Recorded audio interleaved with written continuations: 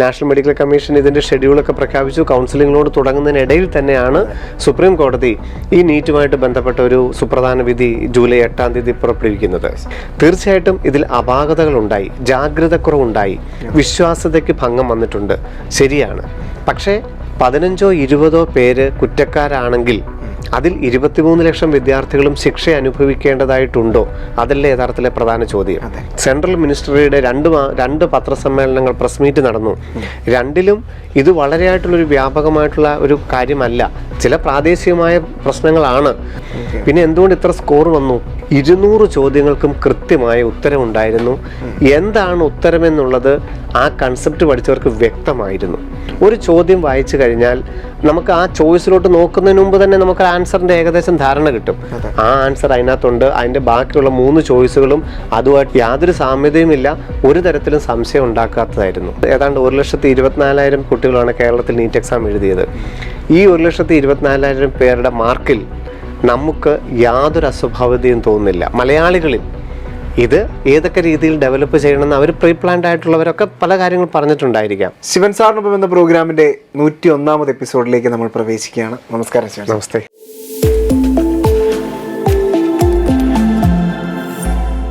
Shivan sir, 2024 NEET entrance exam എഴുതിയ ഏകദേശം 23 ലക്ഷം വിദ്യാർത്ഥികളാണ്. അവർക്കൊരു പ്രത്യേകതരം മാനസികാവസ്ഥയിലൂടെയാണ് കടന്നു പോകുന്നത്. ഒരു വർഷത്തിലും നമ്മൾക്ക് കണ്ട് പരിചിതമല്ലാത്തൊരവസ്ഥ എന്ന് തന്നെ പറയേണ്ടി വരും അല്ലേ?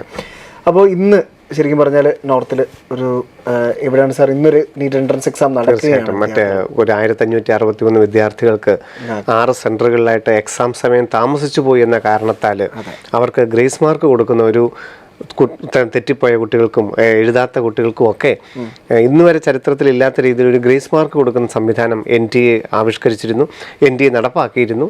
അത് ഉന്നത അധികാര സമിതിയുടെ ഇടപെടലിനെ തുടങ്ങി അത് ഒഴിവാക്കുകയും ആർക്കെങ്കിലും പുതിയതായിട്ടൊരു എക്സാം എഴുതണമെങ്കിൽ അങ്ങനെ ഒരു അവസരം കൊടുക്കുകയും ഒന്നുകിൽ അവർക്ക് ഗ്രേസ് മാർക്ക് ഇല്ലാത്ത മെയ് 5-ന്റെ മാർക്ക് എടുക്കാം, അതല്ല എന്നുണ്ടെങ്കിൽ ആവശ്യത്തിന് സമയം തികഞ്ഞില്ല എന്നുള്ള പരാതി ഇപ്പോഴും നിലനിൽക്കുന്നുണ്ടെങ്കിൽ ഇന്ന് അവർക്കായിട്ട് ഈ 1563 പേർക്ക് മാത്രമായിട്ട് ഒരു നീറ്റ് എക്സാം കൂടെ ഇന്ന് നടക്കുകയാണ്. സാർ, അപ്പോൾ എങ്ങനെയായിരിക്കാം ഇതിൻ്റെ ഒരു ഫൈനൽ റാങ്ക് ലിസ്റ്റിലേക്ക് നമുക്ക് ഇനി എത്താൻ സാധിക്കും? തീർച്ചയായിട്ടും ഇപ്പം മെയ് 5-ാം തീയതി നടത്തിയ എക്സാമിൻ്റെ റാങ്ക് ലിസ്റ്റാണ് ജൂൺ 4-ാം തീയതി പ്രസിദ്ധീകരിച്ചത്.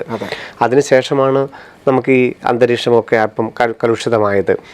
അതിൽ ആദ്യം ഗ്രേസ് മാർക്ക് വിവാദമാണ്. നമുക്ക് ഒരു കുട്ടികൾക്കും നമ്മളുൾപ്പെടെ ഒരു കുട്ടികൾക്കും അംഗീകരിക്കാൻ മേലാത്ത ഒരു നിലപാടായിരുന്നു ഗ്രേസ് മാർക്ക് എന്നുള്ള ഒരു സംവിധാനം. അതാണിപ്പോൾ മാറ്റിയിരിക്കുന്നത്. ഈ 1563 പേരിൽ എത്ര പേര് ഇന്ന് പരീക്ഷ എഴുതും? ഒരു 300 പേരിൽ കൂടുതൽ പരീക്ഷ എഴുതാനുള്ള സാധ്യതയില്ല. കാരണം എത്ര മാർക്ക് കിട്ടിയ കുട്ടികൾക്കാണെങ്കിലും മറ്റൊരു എക്സാം എന്നുള്ളത് ചിന്തിക്കാനാവില്ലല്ലോ. അതിലൊരു 300 കുട്ടികളോളം ഒരു പക്ഷേ പരീക്ഷ എഴുതിയേക്കാം. അപ്പം അവരുടെ OMR ഷീറ്റ് അവരിന്ന് പരീക്ഷ എഴുതുന്നു. നാളെയോ മറ്റന്നാളോ അവരുടെ OMR ഷീറ്റ് NTA വീണ്ടും നമ്മുടെ വെബ്സൈറ്റിൽ പ്രസിദ്ധീകരിക്കും, ഒഫീഷ്യൽ ആൻസർ കീ പ്രസിദ്ധീകരിക്കും. അതിനുശേഷം 26, 27 തീയതികളോടുകൂടി അവരുടെ പെർസെൻറ്റേജ് സ്കോറും മെയ് 5-ന് നടന്ന വിദ്യാർത്ഥികളുടെ പെർസെൻറ്റേജ് സ്കോർ ആയതുകൊണ്ട് പെട്ടെന്ന് നമുക്ക് റാങ്കിങ്ങിലോട്ട് കടക്കാനായിട്ട് സാധിക്കും. 2 പരീക്ഷയാണെങ്കിലും പെർസെൻറ്റേജ് സ്കോർ വെച്ച് റാങ്കിങ് തീരുമാനിക്കുന്നത് കൊണ്ട് പെട്ടെന്ന് തന്നെ മാർക്കിലോട്ട് എത്താനായിട്ട് സാധിക്കും. 26-ാം തീയതി അല്ലെങ്കിൽ 27-ാം തീയതി ആ കുട്ടികളെയും കൂടെ ഉൾപ്പെടുത്തിക്കൊണ്ടുള്ള പുതിയ റാങ്ക് ലിസ്റ്റ് നീറ്റ് 2024 ഔദ്യോഗിക വെബ്സൈറ്റിൽ exams.nda.ac.in/neet എന്ന വെബ്സൈറ്റിൽ പുതിയൊരു റാങ്ക് ലിസ്റ്റ് പ്രസിദ്ധീകരിക്കും. അതിനുശേഷമായിരിക്കും നാഷണൽ മെഡിക്കൽ കമ്മീഷൻ്റെ നേതൃത്വത്തിൽ ഒരു ഷെഡ്യൂള്, ഓൾ ഇന്ത്യ ലെവലുള്ള അലോട്ട്മെൻറ്റ്, സ്റ്റേറ്റിൻ്റെ തലത്തിലുള്ള അലോട്ട്മെൻറ്റ്, അതിൻ്റെ ഒരു ഷെഡ്യൂൾ nmc.org.in എന്നുള്ള വെബ്സൈറ്റിൽ പ്രസിദ്ധപ്പെടുത്തും. കാരണം പരീക്ഷാ നടത്തിപ്പും അതിൻ്റെ റാങ്ക് ലിസ്റ്റ് പ്രസിദ്ധീകരിക്കുക എന്നുള്ളത് മാത്രമാണ് നാഷണൽ ടെസ്റ്റിംഗ് ഏജൻസി ചെയ്യുന്നത്.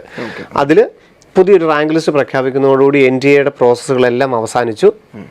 അവരുടെ ഡാറ്റാബേസ് ഇത്രയധികം കുട്ടികളുടെയും ഈ സ്കോറും കാറ്റഗറിയും അഡ്രസ് ഡീറ്റെയിൽസും എഡ്യൂക്കേഷൻ ഡീറ്റെയിൽസും എല്ലാം ഉള്ളൊരു ഡാറ്റാബേസ് ഉണ്ട്. ആ ഡാറ്റാബേസ് എല്ലാ സംസ്ഥാനങ്ങൾക്കും അയച്ചു കൊടുക്കും. നമുക്കൊന്നും പറ്റില്ല, അതാത് സ്റ്റേറ്റ് അതോറിറ്റികൾക്ക് അയച്ചു കൊടുക്കും.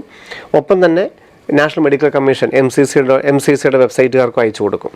അങ്ങനെ അതിനുശേഷമാണ് വിവിധ സ്റ്റേറ്റുകളുടെ റാങ്ക് ലിസ്റ്റൊക്കെ വരുന്നതും. അതോടൊപ്പം തന്നെ MCC.nic.in എന്ന വെബ്സൈറ്റിൽ ഓൾ ഇന്ത്യ അലോട്ട്മെൻറ്റിൻ്റെ ഒക്കെ ഒരു ഷെഡ്യൂളൊക്കെ വരുന്നത്. ആ ഷെഡ്യൂളാണ് MCCയുടെ സൈറ്റിൽ എപ്പോഴൊക്കെയാണ് ഓൾ ഇന്ത്യ അലോട്ട്മെൻറ്റ് വേണ്ടത്, സ്റ്റേറ്റുകൾക്ക് എപ്പോഴാണ് അലോട്ട്മെൻറ്റ് നടക്കുന്നതെന്നൊക്കെ ഉള്ളതിൻ്റെ അലോട്ട്മെൻറ്റ് ഷെഡ്യൂളാണ് നാഷണൽ മെഡിക്കൽ കമ്മീഷൻ പ്രസിദ്ധപ്പെടുത്തുന്നത്. അത് ആദ്യത്തെ ആഴ്ച തന്നെ പ്രസിദ്ധീകരിക്കും.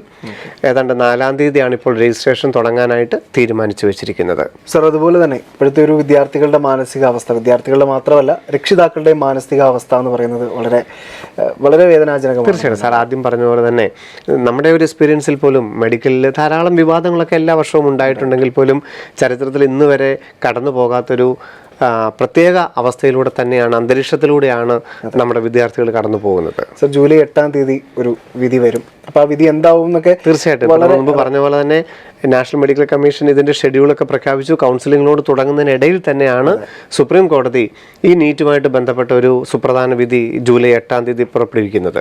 അപ്പോൾ അതിനോടനുബന്ധിച്ച് വിദ്യാർത്ഥികൾ ഇപ്പോൾ ഭയങ്കരമായിട്ട് ചിന്തിക്കുന്ന ഒരു കാര്യമുണ്ട്, ചിലപ്പോൾ ഏതിനെ വിശ്വസിക്കണം. അതെ, ഇനി ഞങ്ങൾ ഇതിനനുസരിച്ച് പഠിക്കേണ്ട ആവശ്യകതയുണ്ടോ, ഞങ്ങൾ പഠിച്ചു വന്നിരുന്ന ഒരു ഗ്യാപ്പായി, ഇനി ഞങ്ങൾക്ക് എങ്ങനെ അതിനെ തരണം ചെയ്യാൻ പറ്റും? പരീക്ഷ കഴിഞ്ഞിട്ട് 1.5 മാസമായിരിക്കുന്നു. അതെ, അപ്പോൾ ശരിക്കും ആ കുട്ടികളുടെ ഒരു മാനസികാവസ്ഥ ഇത്തരത്തിലുള്ള നിരവധി ചോദ്യങ്ങളിലൂടെ കടന്നു പോകുമ്പോൾ വിദ്യാർത്ഥികൾ ശരിക്കും ഈ ഒരു സമയത്ത് ചെയ്യേണ്ടത് എന്താണ്? തീർച്ചയായിട്ടും ധാരാളം കുട്ടികളാണ് ആ ഒരു ചോദ്യം ചോദിക്കുന്നത്. ഞാൻ പഠിച്ചു തുടങ്ങേണ്ടതായിട്ടുണ്ടോ, അല്ലെങ്കിൽ ഞാൻ കൗൺസിലിങ്ങിലായിട്ട് എനിക്ക് കൗൺസിലിംഗ് പ്രോസസ്സിലൊക്കെ പോയിട്ട് എനിക്കൊരു സീറ്റ് കിട്ടി, പക്ഷേ ആ സീറ്റ് കിട്ടിയത് എത്രത്തോളം നമുക്ക് വിശ്വസിക്കാൻ സാധിക്കും, എന്താണ് നമ്മൾ ചെയ്യേണ്ടതെന്നുള്ളത് എല്ലാ വിഭാഗം വിദ്യാർത്ഥികളും 720 കിട്ടിയ കുട്ടിയാണെങ്കിലും 500 കിട്ടിയ ആളാണെങ്കിലും 200 കിട്ടിയ കുട്ടിയാണെങ്കിലും ഒരു മെഡിക്കൽ കരിയർ ആഗ്രഹിച്ചവരുടെ എല്ലാം ഉള്ളൊരു സ്വപ്നമാണ്, അല്ലെങ്കിൽ ഒരു ചോദ്യമാണ് നമ്മൾ ഇനി എന്താണ് ചെയ്യേണ്ടതെന്നുള്ളത്. വ്യക്തമായിട്ടും നമ്മളുടെ ഒരു ഇതുവരെയുള്ള എക്സ്പീരിയൻസ് അനുസരിച്ച് സുപ്രീം കോടതിയുടെയും കേന്ദ്ര ഗവൺമെൻറ്റിൻ്റെയും NTA-യുടെയും ഓരോ നോട്ടിഫിക്കേഷനുകളും അവരുടെ പ്രസ്താവനകളും വിലയിരുത്തി കഴിഞ്ഞാൽ നമുക്ക് മനസ്സിലാവും, തീർച്ചയായിട്ടും ഇതിൽ അപാകതകളുണ്ടായി, ജാഗ്രതക്കുറവുണ്ടായി, വിശ്വാസ്യതയ്ക്ക് ഭംഗം വന്നിട്ടുണ്ട്, ശരിയാണ്. പക്ഷേ 15-20 പേര് കുറ്റക്കാരാണെങ്കിൽ അതിൽ 23 ലക്ഷം വിദ്യാർത്ഥികളും ശിക്ഷ അനുഭവിക്കേണ്ടതായിട്ടുണ്ടോ? അതല്ലേ യഥാർത്ഥത്തിലെ പ്രധാന ചോദ്യം. ആരാണ് ഇതിനകത്ത് യഥാർത്ഥ ശിക്ഷ അനുഭവിക്കേണ്ടത്? പഠിച്ച് പാസ്സായി എഴുതിയ വിദ്യാർത്ഥികളാണോ ശിക്ഷിക്കപ്പെടേണ്ടത്, അതോ ഇതിൽ കുറ്റക്കാരാണോ ശിക്ഷിക്കപ്പെടേണ്ടത്? നാം അതുതന്നെയാണ് ആദ്യം തൊട്ട് പറയുന്നത്. യഥാർത്ഥത്തിലൊരു അന്വേഷണം വരണം. ഇന്നിപ്പോൾ CBI എൻക്വയറി അനൗൺസ് ചെയ്തിട്ടുണ്ട്. നല്ലൊരു എൻക്വയറി ഉണ്ടാവണം. NTA ആണെങ്കിൽ അല്ലെങ്കിൽ മറ്റുള്ള വിഭാഗങ്ങളാണെങ്കിൽ ആരാണ് ഇതിനകത്ത് യഥാർത്ഥത്തിൽ ശിക്ഷിക്കപ്പെടേണ്ടെന്നുള്ളവർ കണ്ടെത്തി അവരെ ശിക്ഷിക്കപ്പെടുകയും അവരെ ഇതിൽ നിന്ന് മാറ്റി നിർത്തുകയും ചെയ്ത് നീറ്റിൻ്റെ അടുത്ത ഘട്ടത്തിലേക്ക്, അലോട്ട്മെൻറ്റിൻ്റെ ഘട്ടത്തിലേക്ക്, കൗൺസിലിംഗ് അലോട്ട്മെൻറ്റിൻ്റെ ഘട്ടങ്ങൾ, കോളേജ് അഡ്മിഷൻ്റെ ഘട്ടത്തിലേക്ക് കടക്കണം എന്നുള്ളത് തന്നെയാണ് നമ്മളും പറഞ്ഞുകൊണ്ടിരുന്നത്. കേന്ദ്ര ഗവൺമെൻറ്റും NTA-യും സുപ്രീം കോടതിയുടെ എല്ലാ പ്രസ്താവനകളും നോക്കിക്കഴിഞ്ഞാൽ 0.001% ആണെങ്കിലും കുറ്റമുണ്ടെങ്കിൽ അത് വിദ്യാർത്ഥികളെ അറിയിക്കണം, അതിന് പരിഹാരമുണ്ടാവണം, സമയബന്ധിതമായിട്ട് കൗൺസിലിങ്ങിലോട്ട് കടന്നു ചെല്ലണമെന്നുള്ളത് തന്നെയാണ് സുപ്രീം കോടതി പറഞ്ഞിരിക്കുന്നത്. ഇതിൽ നിന്ന് നമുക്ക് വ്യക്തമാകുന്നത് എന്താണ്? ഇപ്പോൾ വിദ്യാർത്ഥികൾ ഇത്രയധികം പാനിക് ആവേണ്ട ഒരു അവസ്ഥയിലല്ല കാര്യങ്ങൾ. തീർച്ചയായിട്ടും നമ്മൾ ആദ്യം പറഞ്ഞ എല്ലാം സമ്മതിക്കുന്നു. ജാഗ്രതക്കുറവുണ്ടായി, പരീക്ഷ നടത്തിപ്പിൽ NTA-ക്ക് ജാഗ്രതക്കുറവുണ്ടായി. കാരണം ഇങ്ങനെയൊക്കെ സംഭവിക്കും എന്നുള്ളത് കഴിഞ്ഞ വർഷങ്ങളിലൊക്കെ ഉണ്ടായിരുന്നതാണല്ലോ. അപ്പോൾ ഇങ്ങനെയൊക്കെ സംഭവിക്കാനുള്ള സാധ്യത മുൻകൂട്ടി കാണണമായിരുന്നു. ഇനി അങ്ങനെയൊക്കെ സംഭവിച്ചിട്ടുണ്ടെങ്കിൽ അത് ഏത് രീതിയിലാണ് പരിഹരിക്കേണ്ടതെന്നുള്ളത് കൃത്യമായിട്ട് അതിന് കണക്ക് കൂട്ടണമായിരുന്നു. അതിന് വിദ്യാർത്ഥികളും രക്ഷിതാക്കളുടെയും ആ ഒരു ഇത്രയും അധ്വാനിച്ച ആ വിദ്യാർത്ഥികളെയും രക്ഷിതാക്കളെയും അവർ വിശ്വാസത്തിൽ എടുക്കണമായിരുന്നു. ഇങ്ങനെയുള്ള ഒരു പരീക്ഷകൾക്ക് വിശ്വാസ്യത എന്ന് പറയുന്നതാണ് ഉണ്ടാവേണ്ടതെന്നുള്ളതൊക്കെ എടുക്കണമായിരുന്നു. അതൊക്കെ നമ്മൾ സമ്മതിക്കുന്നു. പക്ഷേ കൃത്യമായിട്ടും ഇതുവരെയുള്ള നമ്മളുടെ സുപ്രീം കോടതിയുടെ പരിഗണനയിലിരിക്കുന്ന വിഷയമായിട്ട് നമുക്ക് അത്രയധികം എന്താണ് അവരുടെ കയ്യിലുള്ള ആ ഒരു തീരുമാനം എന്നുള്ളതൊക്കെ നമുക്ക് വരാനിരിക്കുന്നത് തന്നെ ഉള്ളെങ്കിലും ഇതുവരെയുള്ള കാര്യങ്ങൾ വെച്ച് നോക്കുമ്പോൾ കൗൺസിലിങ്ങുമായിട്ട് മുമ്പോട്ട് പോകാം. ഇതിൽ തീർച്ചയായിട്ടും NTA സത്വര നടപടികൾ എടുക്കണം, പരിഹരിക്കപ്പെടേണ്ടത് മാറ്റി നിർത്തണം എന്നുള്ള എല്ലാ പ്രസ്താവനകളും വെച്ച് നോക്കുന്നു. സെൻട്രൽ മിനിസ്റ്ററിയുടെ രണ്ട് പത്രസമ്മേളനങ്ങൾ, പ്രസ് മീറ്റ് നടന്നു. രണ്ടിലും ഇത് വളരെയായിട്ടുള്ളൊരു വ്യാപകമായിട്ടുള്ള ഒരു കാര്യമല്ല. ചില പ്രാദേശികമായ പ്രശ്നങ്ങളാണ്. അത് എത്രത്തോളം വ്യാപ്തി ഉണ്ടെന്നുള്ളത് നോക്കിയിട്ടാണ് നമ്മൾ അടുത്ത ഘട്ടത്തിലേക്ക് കിടക്കുന്നത് എന്നുള്ളതൊക്കെ ഇതെല്ലാം കൂടെ കൂട്ടി വായിക്കുമ്പോൾ നിലവിൽ നമ്മുടെ മലയാളി വിദ്യാർത്ഥികൾക്ക് യാതൊരു തരത്തിലും ഒരു പാനിക് സിറ്റുവേഷനിലോട്ട് പോകേണ്ട അവസ്ഥയിലല്ല. പിന്നെ രാഷ്ട്രീയമായിട്ട് ഇത് പലരും ഉപയോഗിക്കുന്നുണ്ടാവാം. അതൊന്നും നമ്മുടെ വിദ്യാർത്ഥികളെ ബാധിക്കുന്ന കാര്യമല്ല. ഇനി ഈ മെഡിക്കൽ പഠനം അതിലൊക്കെ എത്രത്തോളം പ്രതിബന്ധങ്ങൾ നമ്മൾ നേരിടാനുണ്ട്. യഥാർത്ഥത്തിൽ ഈ കുട്ടികൾ ആദ്യം തന്നെ ഇതെല്ലാം നേരിടേണ്ടി വന്നു, പക്വതയോടുകൂടി പെരുമാറേണ്ടി വന്നു എന്നുള്ളതേ ഞാനിതിനെ കാണുന്നുള്ളൂ. മെഡിക്കൽ വിഭാഗത്തിൽ മെഡിക്കലിൻ്റെ ഏതൊരു പ്രൊഫഷണൽ കോഴ്സിലോട്ട് വരുമ്പോഴും ഓരോ വിദ്യാർത്ഥിയും ഇതിലേറെ തീരുമാനങ്ങൾ എടുക്കേണ്ട, ജാഗ്രത പുലർത്തേണ്ട, ഉത്തരവാദിത്തം കാണിക്കേണ്ട നിരവധി സന്ദർഭങ്ങളാണ് അവരുടെ ജീവിതത്തിൽ വരാൻ പോകുന്നത്. അതിന് ഒരു മുൻകൂർ ഒരു പഠനമായി ഈ ഒരു മാനസികാവസ്ഥയിലൂടെ കടന്നു പോകുമ്പോഴും നമുക്ക് ഇതിനകത്ത് എങ്ങനെയാണ് പെരുമാറേണ്ടതെന്നുള്ള ആ പക്വത, ആ ഉത്തരവാദിത്തം കാണിക്കാൻ എല്ലാവരും പഠിച്ചിരിക്കുന്നു. കാരണം വിദ്യാർത്ഥികൾ അതിനൊക്കെ മനസ്സിലാക്കിയിരിക്കുന്നു, രക്ഷിതാക്കളും അത് മനസ്സിലാക്കിയിരിക്കുന്നു. അതുകൊണ്ട് ഈ നിലവിൽ ഇന്ന് വരെയും ഒരു പാനിക്കായിട്ട് പോകേണ്ട സിറ്റുവേഷൻസ് ഒന്നും ഉണ്ടായിട്ടില്ല. അതുകൊണ്ട് പഠിച്ചു തുടങ്ങേണ്ട സാഹചര്യമോ ഒരു റീനീറ്റ് വരാനുള്ള സാഹചര്യമോ ഒന്നും ഇതുവരെ ഇല്ല. നമ്മൾ പറഞ്ഞു സുപ്രീം കോടതിയുടെ പരിഗണനയിലേക്ക് വിഷയത്തിന് നമുക്ക് അങ്ങനെയൊന്നും പറയാൻ പാടില്ലാത്തതാണ്, പറയാനാവുകയുമില്ല. കാരണം അത് കോടതിയുടെ നിരീക്ഷണമാണ്. പക്ഷേ ഇതുവരെയും നമുക്ക് കിട്ടിയിരിക്കുന്ന, അല്ലെങ്കിൽ NTA കേന്ദ്ര ഗവൺമെൻറ് സുപ്രീം കോടതിയുടെ പ്രസ്താവനകളൊക്കെ നോക്കിക്കഴിഞ്ഞാൽ യാതൊരു തരത്തിലുള്ള അസ്വാഭാവികതകളും അസ്വാഭാവികതകളും നീറ്റ് 2024 സംഭവിക്കാൻ വരുന്നില്ല. തീർച്ചയായിട്ടും കൗൺസിലിംഗ് നടക്കും. ജൂലൈ അവസാനത്തോടുകൂടി എല്ലാവരും കോളേജ് പ്രവേശനത്തിൻ്റെ ഘട്ടത്തിലോട്ട് തന്നെ കടക്കും. മറ്റൊരു സാഹചര്യം നിലവിലില്ല. സർ, അതുപോലെ തന്നെ കൗൺസിലിംഗ് പ്രോസസ്സിലേക്ക് ഇപ്പോൾ പ്രവേശിക്കാൻ പോവുകയായിരിക്കും. അതെ, 4-ാം തീയതി തന്നെ അത് ആരംഭിക്കും, രജിസ്ട്രേഷൻ ആരംഭിക്കും എന്നുള്ളതാണ് മുൻകൂട്ടിയുള്ള തീരുമാനം. ചിലപ്പോൾ ഒരാഴ്ചയും കൂടെ ഒക്കെ വൈകും. കാരണം 26-ാം തീയതി റാങ്ക് ലിസ്റ്റ് അല്ലെങ്കിൽ 27-ാം തീയതി റാങ്ക് ലിസ്റ്റ് പ്രസിദ്ധീകരിച്ചു കഴിഞ്ഞാലും NTA കൊണ്ട് ഡാറ്റാബേസ് ഒരു 4-5 ദിവസത്തിനുള്ളിൽ തയ്യാറാക്കാൻ പറ്റുമെന്നുള്ള സംശയമാണ്. അതുകൊണ്ട് നാം വിചാരിക്കുന്നില്ല 10-ാം തീയതി കൂടിയൊക്കെ കൗൺസിലിങ്ങിലോട്ട് കടക്കാനുള്ള സാധ്യതയുള്ളൂ. കാരണം ഡാറ്റാബേസ് എന്ന് പറയുന്നത് ഒരു വലിയ വർക്കാണ്. അത് ഏറ്റവും ജെനുവിനായിട്ട് എല്ലാ സ്റ്റേറ്റുകളിലും MCCക്കും ഒക്കെ കൊടുക്കേണ്ടതായിട്ടുണ്ട്. അപ്പോൾ ആ ഡാറ്റാബേസ് കിട്ടിയാൽ മാത്രമേ ഒരു വ്യക്തിയുടെ റോൾ നമ്പറും ആപ്ലിക്കേഷൻ നമ്പറും വെച്ചിട്ട് അയാൾക്ക് എത്രത്തോളം സ്കോർ കിട്ടി, നമ്മൾ പറയുന്ന റാങ്ക് വെച്ചിട്ടോ നമ്മൾ പറയുന്ന സ്കോർ വെച്ചിട്ടോ അല്ല അലോട്ട്മെൻറ്റ്. നമുക്കാകെ പറയാൻ പറ്റുന്നത് നമ്മുടെ ആപ്ലിക്കേഷനും റോൾ നമ്പറും ഇന്നതാണെന്ന് മാത്രമേ ഉള്ളൂ. അത് വെച്ചിട്ടാണല്ലോ MCCയും കേരളത്തിലും കർണാടകത്തിലും തമിഴ്നാട്ടിലും ഒക്കെ അലോട്ട്മെൻറ്റ് നടക്കുന്നത്.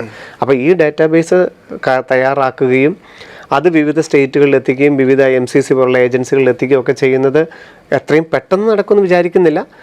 മുൻകൂട്ടി നിശ്ചയിച്ചിരുന്നത് 4-ാം തീയതിയാണ്. 4-ാം തീയതി കൗൺസിലിംഗ് ഷെഡ്യൂൾ പ്രഖ്യാപിച്ചേക്കാം. ഇതിൻ്റെ രജിസ്ട്രേഷൻ പ്രോസസ്സിലോട്ട് കടക്കുന്ന എനിക്ക് തോന്നുന്നു 10-ാം തീയതിക്ക് ശേഷം മാത്രമേ രജിസ്ട്രേഷനിലോട്ട് കടക്കാനുള്ള സാധ്യതയുള്ളൂ. അങ്ങനെ വരുമ്പോൾ ആദ്യം നമ്മൾ ചെയ്യേണ്ടത്, നമ്മൾ പല വീഡിയോകളിൽ നമ്മൾ ചർച്ച ചെയ്തതുപോലെ ആദ്യം നടക്കുന്നത് MBBSൻ്റെയും BDSൻ്റെയും ഓൾ ഇന്ത്യ അലോട്ട്മെൻ്റ് ആണ്. ഇന്ത്യയിലുള്ള ഗവൺമെൻറ് മെഡിക്കൽ കോളേജുകൾ, BDS കോളേജുകൾ, എയിംസ്, ജിപ്മർ, ESI, ഡീംഡ്, ഇങ്ങനെയുള്ള AFMC ഉൾപ്പെടെയുള്ള ഓൾ ഇന്ത്യ അലോട്ട്മെൻ്റ് ആണ് ഈ നമ്മൾ പറഞ്ഞ 4-ാം തീയതി എൻ്റെ ഷെഡ്യൂൾ വരുമെന്ന് പറഞ്ഞത്. അതിൽ താല്പര്യമുള്ള എല്ലാവർക്കും ഓപ്ഷൻസ് കൊടുക്കാം. റാങ്കിൻ്റെയും റിസർവേഷൻ്റെയും ഒക്കെ അടിസ്ഥാനത്തിൽ അലോട്ട്മെൻറ്റ് നടത്തും. ആ അലോട്ട്മെൻറ്റ് വരുന്ന ഒരു ജൂലൈ 20. ഇപ്പം നോർമലി വേറെ ഡിലേ ഒന്നും വന്നില്ല. ഈ 8-ാം തീയതി ഒന്നും ഈ കേസിന് അലോട്ട്മെൻറ്റിലൊന്നും ഇനിയിപ്പോൾ ഒരു സ്റ്റേ വരുമെന്ന് എനിക്ക് പ്രതീക്ഷയില്ല. കാരണം ഇന്ന് മറ്റൊരു എക്സാം നടക്കുകയാണ്. അപ്പോൾ ഇനി അത് വ്യാപകമായിട്ട് ഒരു സ്റ്റേയിലോട്ടൊന്നും തോന്നുന്നില്ല. അപ്പം 8-ാം തീയതി എന്നുള്ള കേസ് ചിലപ്പോൾ ഒരു പക്ഷേ 15-ാം തീയതിയിലോട്ട് ഒന്നും കൂടെ കൂടുതൽ കേന്ദ്ര ഗവൺമെൻറ് ഒക്കെ ഒരു ചർച്ചകൾക്ക് ശേഷം ഒരു പക്ഷേ 8-ാം തീയതി തന്നെ ഒരു വിധി വരുമെന്ന് എനിക്ക് തോന്നുന്നില്ല.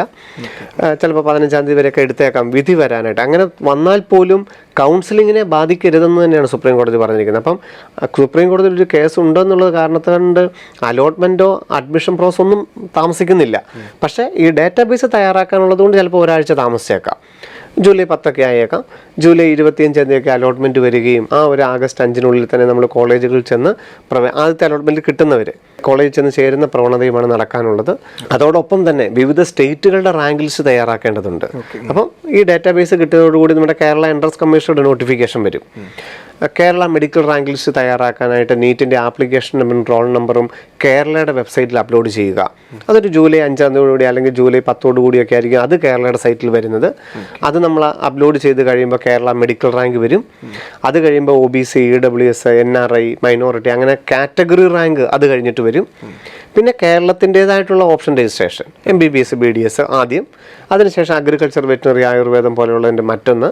അങ്ങനെ ഒരു ജൂലൈ 15 മുതൽ സെപ്റ്റംബർ 30 വരെയുള്ള ഈ 2.5 മാസത്തെ കാലഘട്ടത്തിലാണ് കോളേജുകളുടെ പ്രവേശനം.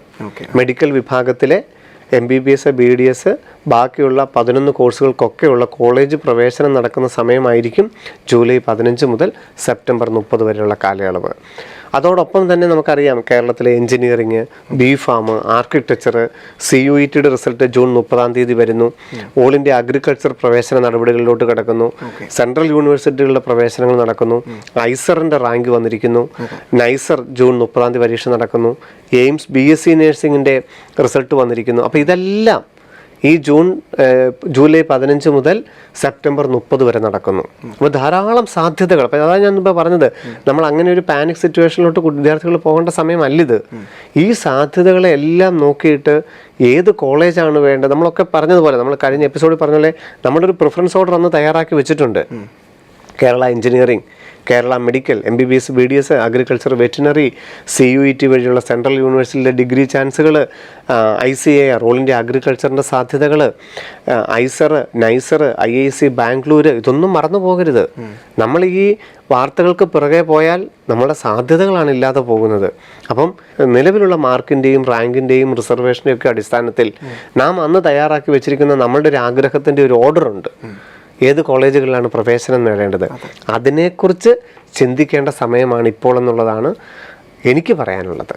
സർ, അതുപോലെ കഴിഞ്ഞ വർഷത്തെ വിദ്യാർത്ഥികൾക്ക് കിട്ടിയ മാർക്കിനെ വെച്ച് നീറ്റ് 2023, അതെ, അതിനെ വെച്ച് പരിഗണിക്കുകയാണെങ്കിൽ ഈ വർഷം ഭയങ്കര കൂടുതലാണ് നമ്മൾ കട്ട് ഓഫ് കൂടുമെന്ന് പറഞ്ഞിരുന്നു. അതെ. അപ്പോൾ ശരിക്കും ഈ ഒരു മെഡിക്കൽ സീറ്റ് കരസ്ഥമാക്കാൻ ഓൾ ഇന്ത്യ തലത്തിലും കേരള തലത്തിലും ഒക്കെ ഉള്ള സാധ്യതകളെ കുറിച്ച് സാറൊന്ന് പറയും. തീർച്ചയായിട്ടും. കാരണം നമ്മൾ മെയ് 5 എക്സാം നടന്നു കഴിഞ്ഞപ്പോൾ തന്നെ നമ്മുടെ ഫാക്കൽറ്റീസ് കൃത്യമായിട്ടൊരു അനാലിസിസ്, നീറ്റ് 2024 ഏറ്റവും സിമ്പിളാണ്, 200 ചോദ്യങ്ങളും ഏറ്റവും എളുപ്പമുള്ളവയാണ്. പക്ഷേ ക്വസ്റ്റ്യൻ ഈസി ടു മോഡറേറ്റ് ലെവലിലുള്ളത് തന്നെയായിരുന്നു. ഫിസിക്സിൻ്റെ ക്വസ്റ്റ്യൻ, കെമിസ്ട്രിയുടെയും ബോട്ടണി, സുവോളജി എല്ലാം ഏറ്റവും സിമ്പിൾ, ഒരു ലൈൻ എന്നുള്ളതൊക്കെ 2020 ചോദിച്ചത് NCERTയുടെ ഒരു ലൈൻ തന്നെയാണ് ചോദിച്ചത്. അത്രയും ക്വസ്റ്റ്യൻ്റെ സ്റ്റാൻഡേർഡ് തന്നെ സിമ്പിളായിരുന്നു. പക്ഷേ ഇത്തവണ ക്വസ്റ്റ്യൻ്റെ സ്റ്റാൻഡേർഡ് അത്രത്തോളം സിമ്പിൾ അല്ലെങ്കിൽ പോലും അതിൻ്റെ ചോയ്സുകളിൽ, അതിൻ്റെ ആൻസറിലോട്ട് എത്താനുള്ള ആ ഒരു കാര്യത്തിൽ, അതുകൊണ്ട് ഇപ്പം നമുക്ക് 2020 കണക്ക് കൂട്ടിയാൽ നമുക്ക് പറയാം 2024 ഒരു ക്വസ്റ്റ്യൻ 2 മണിക്കൂർ കൊണ്ട് ചെയ്ത് തീർക്കാൻ പറ്റുമായിരുന്നു എന്ന് പറഞ്ഞു കഴിഞ്ഞാൽ NCERTയുടെ ഒരു ലൈൻ അതേപടി എടുത്ത് ചോദിച്ചിരിക്കുക. അപ്പോൾ അത് അത്രയും സിമ്പിളായിരുന്നു, പെട്ടെന്ന് ആൻസറിലെത്തി 2 മണിക്കൂർ കൊണ്ട് തീരും. പക്ഷേ 2024 പ്രധാനപ്പെട്ട മാർക്ക് കിട്ടിയ എല്ലാവരും 3 മണിക്കൂറും 20 മിനിറ്റും തന്നെ എടുത്തിട്ടാണ് എക്സാം എഴുതി തീർത്തത്. കാരണം അവിടെ 1.5 മണിക്കൂർ കൊണ്ടോ 2 മണിക്കൂർ കൊണ്ടോ 3 മണിക്കൂർ കൊണ്ടോ ആ എക്സാം എഴുതി തീർക്കാൻ ആവില്ലായിരുന്നു ഈ 2024. പിന്നെ എന്തുകൊണ്ട് ഇത്ര സ്കോർ വന്നു? 200 ചോദ്യങ്ങൾക്കും കൃത്യമായ ഉത്തരമുണ്ടായിരുന്നു. എന്താണ് ഉത്തരമെന്നുള്ളത് ആ കൺസെപ്റ്റ് പഠിച്ചവർക്ക് വ്യക്തമായിരുന്നു. ഒരു ചോദ്യം വായിച്ചു കഴിഞ്ഞാൽ നമുക്ക് ആ ചോയ്സിലോട്ട് നോക്കുന്നതിന് മുമ്പ് തന്നെ നമുക്ക് ആൻസറിൻ്റെ ഏകദേശം ധാരണ കിട്ടും. ആ ആൻസർ അതിനകത്തുണ്ട്. അതിൻ്റെ ബാക്കിയുള്ള 3 ചോയ്സുകളും അതുമായിട്ട് യാതൊരു സാമ്യതയുമില്ല, ഒരു തരത്തിലും സംശയം ഉണ്ടാക്കാത്തതായിരുന്നു. 22 മാച്ച് ദ ഫോളോയിങ് ഉണ്ടായിരുന്നു. ആ 22 മാച്ച് ദ ഫോളോയിങ്ങിൽ 4 എണ്ണമായിരിക്കുമല്ലോ മാച്ച് ചെയ്യേണ്ടത്. ഏതെങ്കിലും ഒന്ന് നമുക്ക് മാച്ച് ആണോ എന്ന് കണ്ടുപിടിക്കാൻ പറ്റുമല്ലോ. ആ ഒരെണ്ണം മാച്ച് ആണോ എന്ന് കണ്ടുപിടിച്ചാൽ അതിനനുസരിച്ചുള്ള ഒറ്റ ചോയ്സേ ഉള്ളൂ. ബാക്കി ഇതുമായിട്ട് യാതൊരു ബന്ധവും ഇല്ലാത്ത ചോയ്സാണ്. ഒരെണ്ണം കറക്റ്റ് ആണെങ്കിൽ നമുക്ക് കൃത്യമായിട്ട് ആൻസറിൽ എത്താൻ സാധിക്കും. ഇങ്ങനെയായിരുന്നു 200 ചോദ്യങ്ങളും. ഒരു ക്വസ്റ്റ്യൻ വായിച്ച് പഠിച്ച ഒരു വിദ്യാർത്ഥിയെ സംബന്ധിച്ചോളവും ആ ക്വസ്റ്റ്യൻ്റെ കൺസെപ്റ്റ് മനസ്സിലാക്കി കഴിഞ്ഞാൽ അതിൻ്റെ ആൻസർ എന്താണെന്നുള്ളത് ആ 4 ചോയ്സുകളിൽ നമുക്ക് മനസ്സിലാവും. അപ്പോൾ സാധാരണ ഒബ്ജക്റ്റീവ് വരുമ്പോൾ എന്തായിരിക്കും? ഈ കറക്റ്റ് ആൻസറിനോട് ഏറ്റവും ചേർന്ന് നിൽക്കുന്നതായിരിക്കും ബാക്കിയുള്ള 3 എണ്ണം. അപ്പോൾ ഒരു സംശയമാണ്, ഇതാണോ ആൻസർ, അതാണോ ആൻസർ? Direct answer. ഇപ്പോൾ 4 ആൻസർ വരേണ്ടതെങ്കിൽ 3.9, 3.8, 4, 4.01 അല്ലെ 4.2 ഇങ്ങനെയൊക്കെ ആയിരിക്കും ആൻസർ വേണ്ടത്. പക്ഷേ ഇത്തവണ 4 ആൻസർ എങ്കിൽ 4 എന്ന് കൂട്ടി ഒരെണ്ണേ ഉള്ളൂ. പിന്നെയുള്ളത് 4000, 4 ലാക്ക് അല്ലെങ്കിൽ 0.004. ഇതുമായിട്ട് യാതൊരു ബന്ധവുമില്ലാത്ത ബാക്കി 3 ചോയ്സ്. അതുകൊണ്ട് കുട്ടികൾക്കെല്ലാം ക്വസ്റ്റ്യൻ നന്നായിട്ട് പഠിച്ച വിദ്യാർത്ഥികൾക്ക്, നല്ല കഴിവുള്ള വിദ്യാർത്ഥികൾക്ക് ഒരു ക്വസ്റ്റ്യൻ വായിച്ച് ഒന്ന് വർക്കൗട്ട് ചെയ്ത് കഴിഞ്ഞാൽ കൃത്യമായിട്ട് ആൻസറിലെത്താൻ ബാക്കിയുള്ളതിനെക്കുറിച്ച് യാതൊരു സംശയവുമില്ലായിരുന്നു. അതുകൊണ്ട് 3 മണിക്കൂർ 20 മിനിറ്റിലും കൃത്യമായിട്ട് ആൻസറിലെത്തി. ഒരു സംശയവുമില്ലായിരുന്നു. ഇത്രയും ഹൈ സ്കോർ വരുമെന്ന് നമുക്കെല്ലാം അറിയാമായിരുന്നു.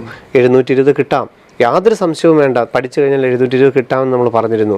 715 കിട്ടാം, 700 കിട്ടാം. കഴിഞ്ഞ വർഷത്തേക്കായാലും 50 മാർക്കുകളോളം ആ റേഞ്ചിൽ കൂടുതൽ വരാമെന്ന് നമ്മൾ പറഞ്ഞിരുന്നു. നമ്മുടെ ഫാക്കൽറ്റികൾ തന്നെ പറഞ്ഞു തന്നത് അത്രത്തോളം മാർക്കുകൾ വ്യത്യാസം ഈ വർഷം ഉണ്ടായേക്കാം. അപ്പോൾ ചിലരെങ്കിലും പറഞ്ഞത് കഴിഞ്ഞ വർഷം 610 കിട്ടിയാൽ 25,000 കിട്ടുമായിരുന്നു. ഈ വർഷം 610 കിട്ടുമ്പോൾ റാങ്ക് 40,000-50,000 പോയി. അത് എത്രത്തോളം ദൗർഭാഗ്യകരമാണ്. പക്ഷേ നമ്മളത് അപ്പം തന്നെ പറഞ്ഞിരുന്നു, ഈ വർഷം നിങ്ങൾക്ക് കിട്ടിയ മാർക്കിൽ നിന്നും നിങ്ങളൊരു 30 മാർക്ക് അല്ലെ 40 മാർക്ക് കുറയ്ക്കൂ, എന്നിട്ട് കഴിഞ്ഞ വർഷത്തെ ഓൾ ഇന്ത്യ റാങ്കുമായിട്ട് നോക്കൂ, നിങ്ങളുടെ റാങ്ക് കറക്റ്റായിരിക്കും. അത് തന്നെയാണ്, നോക്കിക്കോളൂ. ആ റേഞ്ചിൽ വരുമ്പം കുറേ റാങ്ക് 550 റേഞ്ചിലോട്ട് വരുമ്പോഴേക്കും ഒരു 70 മാർക്കൊന്ന് കുറച്ച് നോക്കൂ. 400 റാങ്കിലോട്ട് വരുമ്പോൾ 400 മാർക്കിന് വരുമ്പോഴേക്കും കഴിഞ്ഞ തവണത്തേക്കാൾ ഒരു 100 മാർക്ക് കുറച്ചുള്ള റാങ്ക് നോക്കൂ, കറക്റ്റാണ്. അതാ ക്വസ്റ്റ്യൻ്റെ പ്രത്യേകതയാണ്. അതിനകത്ത് മറ്റൊരു സംഭവമില്ല. പക്ഷേ ഇത് അറിയാവുന്നവരായിരിക്കണം. നീറ്റ് എന്താണ്, നീറ്റിൻ്റെ ക്വസ്റ്റ്യൻ പേപ്പർ എന്താണ്, 2024 ക്വസ്റ്റ്യൻ എന്താണെന്ന് മനസ്സിലാക്കിയ ഒരു വ്യക്തിയെ സംബന്ധിച്ചോളവും ഈ ഒരു മാർക്കിൻ്റെ ഉയർച്ചയെ യാതൊരു തരത്തിലും തെറ്റിദ്ധരിക്കേണ്ട ആവശ്യമില്ല. അതുകൊണ്ട് തന്നെയാണ് നമ്മൾ എല്ലാ പ്രാവശ്യം പറഞ്ഞത്, നമ്മൾ ചാനലുകളിൽ പറഞ്ഞതും വീഡിയോകളിൽ പറഞ്ഞതും, ഏതാണ്ട് 1,24,000 കുട്ടികളാണ് കേരളത്തിൽ നീറ്റ് എക്സാം എഴുതിയത്. ഈ 1,24,000 പേരുടെ മാർക്കിൽ നമുക്ക് യാതൊരു അസ്വാഭാവികതയും തോന്നുന്നില്ല. മലയാളികളിൽ ഒരു തരത്തിലും നീറ്റ് 2024 ബന്ധപ്പെട്ട വിഷയങ്ങൾ ബാധിച്ചിട്ടില്ല. ബെർലിനിൽ പഠിച്ചത് നമ്മൾ പറഞ്ഞിട്ടില്ല. ബെർലിനിൽ പഠിച്ചതും ഏത് സ്ഥാപനത്തിൽ പഠിച്ചവരാണോ നമുക്ക് ഒരു അസ്വാഭാവികതയുമില്ല. കാരണം നീറ്റിൻ്റെ ക്വസ്റ്റ്യൻ പേപ്പർ അറിയാവുന്നവർക്ക് ഇതിനകത്ത് മറ്റൊരു അസ്വാഭാവികത തോന്നേണ്ട യാതൊരു കാര്യവുമില്ല. പിന്നെ ഇത് ഏതൊക്കെ രീതിയിൽ ഡെവലപ്പ് ചെയ്യണമെന്ന് അവർ പ്രീ പ്ലാൻഡ് ആയിട്ടുള്ളവരൊക്കെ പല കാര്യങ്ങൾ പറഞ്ഞിട്ടുണ്ടായിരിക്കാം. അതുകൊണ്ട് തന്നെ നമ്മൾ നമ്മുടെ കുട്ടികളോടും നമ്മുടെ രക്ഷകർത്താക്കളോടും മലയാളികളോടും പറഞ്ഞത്, നിങ്ങൾ ഇതിനകത്ത് അസ്വാഭാവികത തോന്നേണ്ട കാര്യമില്ല. ഈ ചോദ്യങ്ങളും ഇതിൻ്റെ റിസൾട്ടും നമ്മളിത് നേരത്തെ ഈ ഒരു ക്വസ്റ്റ്യൻ്റെ പാറ്റേൺ വന്നപ്പോഴേ നമുക്കറിയാം ഇതിങ്ങനെയാണ് വരുന്നത്, ഇതിൻ്റെ റാങ്കിൽ ഓൾ ഇന്ത്യ റാങ്ക് ഇതായിരിക്കും. അതുകൊണ്ട് തന്നെ ഒരു 680 മാർക്കൊക്കെ ഉണ്ടെങ്കിലേ കേരളത്തിൽ ഒരു ഗവൺമെൻറ് സീറ്റ് കിട്ടുകയുള്ളൂ. 680 കിട്ടിയ ആളുടെ ഒരു 40 മാർക്ക് കുറയ്ക്കൂ, അദ്ദേഹത്തിൻ്റെ ഓൾ ഇന്ത്യ റാങ്ക് കിട്ടി. കേരളത്തിൽ കിട്ടേണ്ട അഡ്മിഷൻ തന്നെയാണ്. ഇനി ഇന്ത്യയിൽ എവിടെയെങ്കിലും ഗവൺമെൻറ് സീറ്റ് കിട്ടുന്നത് നമുക്കറിയാം. ഒരു 24,000 ഓൾ ഇന്ത്യ റാങ്ക്, ഒരു 660 657 മാർക്കൊക്കെ ആണല്ലോ ഇന്ത്യയിൽ എവിടെയെങ്കിലും ഗവൺമെൻറ് സീറ്റ് കിട്ടേണ്ട ഒരു 24,000 ഓൾ ഇന്ത്യ റാങ്ക്. കഴിഞ്ഞ വർഷത്തേക്കാൾ ഒരു 30 മാർക്കോ 40 മാർക്കോ കുറയ്ക്കൂ, 610 മാർക്ക്, 25,000 ഓൾ ഇന്ത്യ റാങ്ക്. ആ മാർക്കിൻ്റെ വ്യത്യാസം വന്നത് ഈ വർഷത്തെ ക്വസ്റ്റ്യൻ്റെ പാറ്റേണിലുള്ള പ്രത്യേകതയാണ്. പക്ഷേ അത് ഈ മേഖലയിൽ പരിചയമുള്ളവർക്കേ മനസ്സിലാവുള്ളൂ എന്ന് മാത്രമേ ഉള്ളൂ. മറ്റ് മലയാളികൾക്കിടയിൽ ഇതിനെക്കുറിച്ചൊരു നെഗറ്റീവായിട്ട് യാതൊരു സാധ്യതയും ഇല്ല. സർ, ഇപ്പോൾ ഒരുപാട് കുട്ടികളാണ് ഈ ഒരു ഇതൊക്കെ വന്ന സമയത്ത്, അതായത് റിസൾട്ടൊക്കെ വന്നതിന് ശേഷം ഇത്രയൊക്കെ പ്രതിസന്ധികളോടെ കടന്നു പോകുന്ന സമയത്ത് ബെർലിനിലേക്ക് എത്തുന്നത്. ഇന്നലെ ഞാനൊരു വിദ്യാർത്ഥിനിയെ കണ്ടു, നമ്മുടെ ബെർലിനിൽ ഒരു വർഷം റിപ്പീറ്റ് ചെയ്ത വിദ്യാർത്ഥിനിയാണ്. ആ വിദ്യാർത്ഥിനിയെ നമ്മൾ ഫീസും ഹോസ്റ്റൽ ഫീയും ഒക്കെ സൗജന്യമായിട്ട് കൊടുത്താണ് പഠിപ്പിച്ചത്.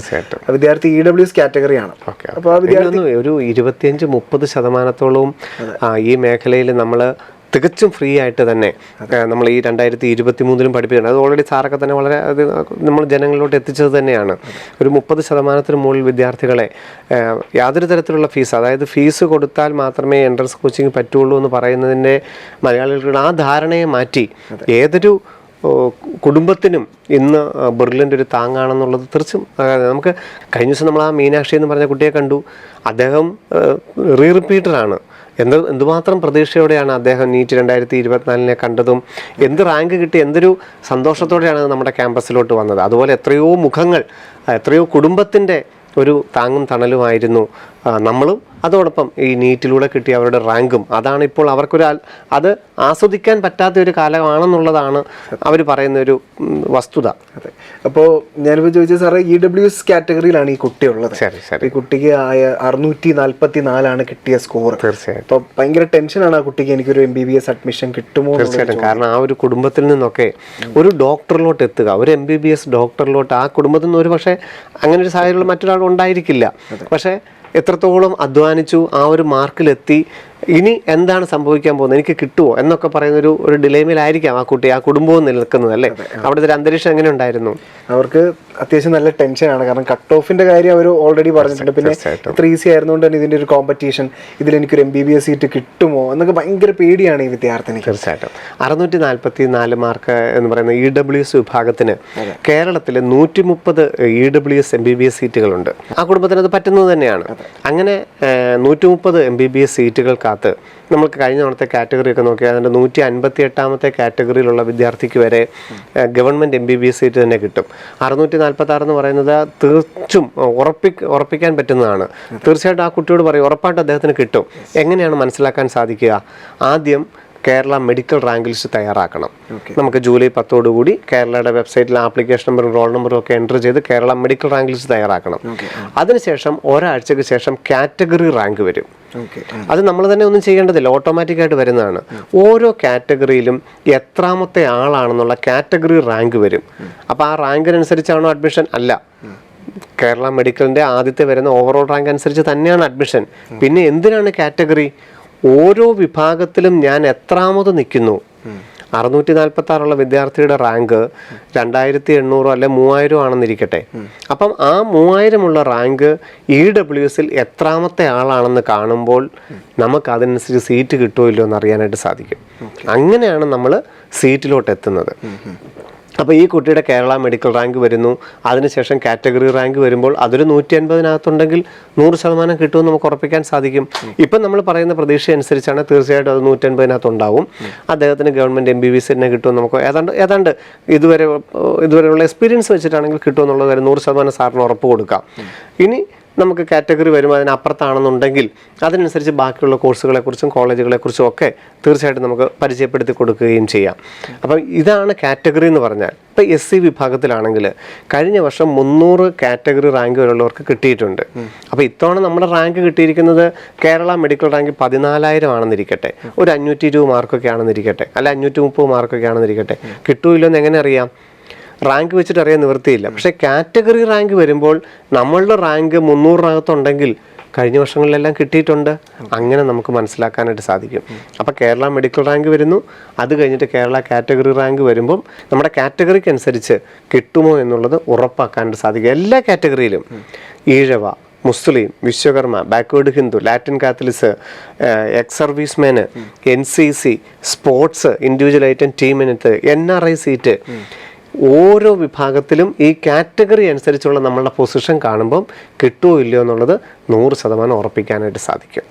സാർ, അപ്പോൾ 2024 നീറ്റ് എൻട്രൻസ് എക്സാം എഴുതുന്ന വിദ്യാർത്ഥികളൊക്കെ നമുക്കറിയാം, നിങ്ങൾ ഏത് മാനസികാവസ്ഥയിലൂടെയാണോ കടന്നു പോകുന്നത് അതേ മാനസികാവസ്ഥയിലൂടെ തന്നെയാണ് നമ്മളും കടന്നു പോകുന്നത്. തീർച്ചയായും. കാരണം ഇതിൻ്റെ ഫാക്കൽറ്റി മെമ്പേഴ്സ്, മാനേജ്മെൻറ്റ് ഓരോരുത്തരും ഇതിനെ സസൂക്ഷ്മം നിരീക്ഷിക്കുകയാണ്. നമ്മൾ ഒരു എൻട്രൻസിന് തയ്യാറാക്കുക എന്നുള്ളതിനപ്പുറത്ത് ആ കുടുംബങ്ങളിൽ നമ്മൾ എത്രത്തോളം നമ്മളുടെ തീരുമാനങ്ങൾ, നമ്മളുടെ അഭിപ്രായങ്ങൾ, നമ്മളുടെ ഓരോ പ്രവർത്തനങ്ങളും എത്രത്തോളം അവർക്കത് സ്വീകാര്യമാണ്, അവരത് എത്രത്തോളം നിരീക്ഷിക്കുന്നുണ്ടെന്ന് നമ്മൾ വ്യക്തമാണ്. അതിനനുസരിച്ച് തന്നെയാണ് നമ്മളുടെ പ്രവർത്തനങ്ങൾ. നമ്മളും ഇതിലൂടെയൊക്കെ തന്നെയാണ് കടന്നു പോകുന്നത്. നീറ്റ് 2024 ഈ വാർത്തകളിലെല്ലാം സസൂക്ഷ്മം നിരീക്ഷിക്കുകയും അതിനനുസരിച്ചുള്ള എല്ലാ പ്രവർത്തനങ്ങളിലും തന്നെ നമ്മൾ നടപ്പാക്കുകയും ചെയ്യുന്നുണ്ട്. അപ്പം ജൂലൈ 8 സുപ്രീം കോടതി പറയുന്നത് നമുക്കറിയാം, നമുക്ക് ഒരു തെറ്റ് ചെയ്തവനാണ് യഥാർത്ഥത്തിൽ പേടിക്കേണ്ടതായിട്ടുള്ളൂ, അല്ലേ? ഇപ്പം ഇത്രയും കടന്ന് പേടിക്കുകയും ഒക്കെ ചെയ്യുന്ന ആരായിരിക്കാം? തെറ്റുകൾ ചെയ്യുന്നവരായിരിക്കാം. നമ്മുടെ ഒരു കുട്ടിയും പേടിക്കുന്നില്ലല്ലോ, നമ്മുടെ ഒരു രക്ഷകർത്താവും പേടിക്കുന്നില്ലല്ലോ, മലയാളികളിൽ ഒരാളും പേടിക്കുന്നില്ലല്ലോ. കാരണം നമുക്ക് പഠിച്ച് കിട്ടിയ മാർക്കാണ്. ഞാൻ പറഞ്ഞല്ലോ, മലയാളികളിൽ 1,24,000 പേര് നീറ്റ് എക്സാം എഴുതിയിട്ടുണ്ടെങ്കിൽ അധ്വാനം ചെയ്ത് പഠിച്ച് അത്രയധികം ആഗ്രഹിച്ച് കിട്ടിയതാണ്. ഒരാൾ പോലും, ഒരു സ്ഥാപനത്തിൽ ഒരു വ്യക്തിയെക്കുറിച്ച് പോലും നമുക്ക് ഒരു പരാതിയുമില്ല. നീറ്റിൻ്റെ ക്വസ്റ്റിനെക്കുറിച്ച് നമുക്ക് പരാതിയില്ല. പിന്നെ സമയമൊക്കെ താമസിച്ചു പോയിട്ടുണ്ട്, ചില സെൻറ്ററുകളിലൊക്കെ സമയം താമസിച്ചൊക്കെ എക്സാം നടന്നിട്ടുണ്ട്. നമുക്ക് പരാതികളുണ്ട്. പക്ഷേ കേരളത്തിലെ നീറ്റ് എക്സാമിനെ കുറിച്ചോ മലയാളികളായിട്ടുള്ള ഒരു വിദ്യാർത്ഥി നേടിയ റാങ്കിനെ കുറിച്ചോ മാർക്കിനെ കുറിച്ചോ ഒരു പരാതിയും നമുക്കില്ല. നമുക്ക് കൃത്യമായിട്ടും ഇനി കൗൺസിലിങ്ങിലോട്ട് കടക്കണമെന്നുള്ളതും അവരുടെ റാങ്കിനനുസരിച്ച് എത്രയും പെട്ടെന്ന് ഇതിൻ്റെ നടപടികളിലോട്ട് കടക്കണമെന്നുള്ളത് മാത്രമാണ് നമ്മളുടെ ഒരു കാര്യം. അത് രീതിയിൽ തന്നെ ആയിരിക്കും ഇനിയുള്ള ജൂലൈ 8 സുപ്രീം കോടതിയുടെ ഒക്കെ വിധി വരുമ്പോഴും അതിനനുസരിച്ചുള്ള പ്രവർത്തനങ്ങളോട് തന്നെ ആയിരിക്കും നമ്മൾ മുമ്പോട്ട് പോകുന്നത്. അപ്പോൾ ഇനി അങ്ങോട്ടുള്ള ദിവസങ്ങൾ ശിവൻ സാർ പറഞ്ഞ പോലെ ജൂലൈ 8 വരെ ഒരു വിധിക്ക് വേണ്ടി നമ്മൾ കാത്തിരിക്കുകയാണ്. അതിനോടിടയിൽ തന്നെ അലോട്ട്മെന്റ് പ്രോസസ്സുകൾ വരുന്നുണ്ട്. അപ്പോൾ നിങ്ങൾ ആരും പാനിക്കേണ്ട ആവശ്യമില്ല. കാരണം നിങ്ങൾ ആത്മാർത്ഥമായിട്ട് കഷ്ടപ്പെട്ട് പഠിച്ചതാണെങ്കിൽ അതിനനുസരിച്ച് ഈശ്വരൻ നിങ്ങളുടെ കൂടെ നിൽക്കുമെന്നൊരു വിശ്വാസത്തോടു കൂടിയിട്ടാണ് ഞങ്ങളും മുന്നോട്ട് പോയി. തീർച്ചയായിട്ടും 100% അത് തന്നെയാണ്. കാരണം നിങ്ങളുടെ ഓരോരുത്തരുടെയും കഷ്ടപ്പാട് നേരിട്ട് കണ്ടവരാണ് നമ്മൾ. അതിൻ്റെ വില നമുക്ക് കിട്ടിയിരിക്കും 100%. അതെ. അപ്പോൾ ഇനി വരുന്ന ദിവസങ്ങളിൽ ഇപ്പോൾ കൃത്യമായിട്ട് ശിവൻ സാർ ഒരുപാട് കാര്യങ്ങൾ നിങ്ങൾക്ക് വ്യക്തമാക്കി തന്നു. എങ്ങനെയാണ് ഇനിയുള്ള ദിവസങ്ങളിൽ നിങ്ങൾ എങ്ങനെയാണ് സമീപിക്കേണ്ടത്, അലോട്ട്മെൻറ്റ് പ്രോസസ്സുകളുണ്ട്, അതിന് നമ്മൾ എത്രമാത്രം മുൻഗണന കൊടുക്കണം എന്നുള്ള കാര്യങ്ങളൊക്കെ നമ്മൾ പറഞ്ഞു. തീർച്ചയായിട്ടും അതിനകത്ത് വളരെ മുൻഗണന കൊടുക്കണം. ഇപ്പം 550 മാർക്ക് കിട്ടിയായിരിക്കാം, 500 മാർക്ക് കിട്ടിയ ആളെ 400 കിട്ടിയ മാർക്കായിരിക്കാം. Kerala engineering, Kerala BPharm, CUET, ISER, ICAR, all India agriculture, ധാരാളം പ്രവേശന നടപടികളിലോട്ട് കടക്കാൻ പോവുകയാണ്. അപ്പം നമ്മൾ ആ ഒരു വേഗതയോടെ പോകേണ്ടതല്ല. നമ്മളുടെ ആറ്റിറ്റ്യൂഡിനും passion, BSc nursing, AIIMS BSc nursing, കേരളത്തിലെ BSc nursing, JIPMER, all India BSc nursing, Maulana പോലുള്ള കോളേജുകളിലെ എന്തുമാത്രം സാധ്യതകളാണ് നമുക്ക് മുമ്പിലുള്ളത്. അതിനെ ഒന്ന് നമ്മുടെ ആറ്റിറ്റ്യൂഡിനും പാഷനും അനുസരിച്ച് സ്വീകരിക്കാനുള്ളൊരു മാനസികാവസ്ഥയാണ് ഇപ്പം നമുക്ക് വേണ്ടത്. അപ്പോൾ പ്രതിസന്ധികളെ ഓർത്ത് വിഷമിക്കുകയല്ല ചെയ്യേണ്ടത്, മറിച്ച് നിങ്ങളുടെ മുൻപിലുള്ള സാധ്യതകളെ മനസ്സിലാക്കി എങ്ങനെ കൃത്യമായി മുന്നിലേക്ക് പോകാം എന്നുള്ളതിനെ അനലൈസ് ചെയ്ത് പഠിക്കുകയാണ് ഇനിയുള്ള ദിവസങ്ങൾ നിങ്ങൾ ചെയ്യേണ്ടത്. അപ്പോൾ അതിനെല്ലാം കൃത്യമായ ഗൈഡൻസ് നൽകാൻ ശിവൻ സാറ് ലോകമെമ്പാടുമുള്ള മലയാളികളോടൊപ്പം തന്നെ ഉണ്ടാവും. ബ്രില്യൻ ടീം ഉണ്ടാവും. അപ്പോൾ ഞങ്ങൾ ഇന്ന് കേട്ടുകൊണ്ടിരുന്ന ലോകമെമ്പാടുമുള്ള എല്ലാ മലയാളികൾക്കും ഹൃദയം നിറഞ്ഞ നന്ദി. നമസ്കാരം. എൻട്രൻസ് സംബന്ധമായ വാർത്തകളും അപ്ഡേഷനുകളും ഏറ്റവും വേഗം ആധികാരികമായി അറിയാൻ ബ്രില്യൻ സ്റ്റഡി സെന്റർ പാല യൂട്യൂബ് ചാനൽ സബ്സ്ക്രൈബ് ചെയ്യുക. ബെൽ ഐക്കൺ അമർത്തുക. ഈ വീഡിയോ മറ്റ് സുഹൃത്തുക്കളിലേക്കും ഷെയർ ചെയ്ത് നൽകുക.